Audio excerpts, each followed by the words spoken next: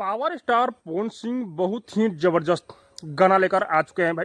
जिस तरह से मार्केट में हल्ला हो रहा था कि पवन सिंह नया रिकॉर्ड कायम करने वाले हैं, सच में पवन सिंह नया रिकॉर्ड कायम कर दिया है भाई। हाँ भाई, गाने का नाम है टच बॉडी और ये गाना साउथ फिल्म का गाना है, बहुत ही बेहतरीन, बहुत ही जबरदस्त। पवन सिंह इस गाने में गाना गाए हुए हैं भाई। भोजपुरी इंडस्ट्री में कोई भी ऐसा गायक नहीं है जो कि पवन सिंह जैसा गा सके। साउथ फिल्म में पवन सिंह रिकॉर्ड कायम कर दिए। मैं आप लोग को बता दूं कि ये गाना अन्नपूर्णा स्टूडियो पर रिलीज किया गया है। जिस तरह से पवन सिंह का इस गाने में लुक दिखाया गया है भाई, लग ही नहीं रहा है कि भोजपुरी का एक्टर है, भोजपुरिया गाना गाते हैं। तो पवन सिंह के इस गाने पर रिकॉर्ड तो बनता है भाई, क्योंकि पवन सिंह पहली बार साउथ फिल्म में गाना लेकर आए हैं तो लोग इस गाने का वेट कर रहे थे।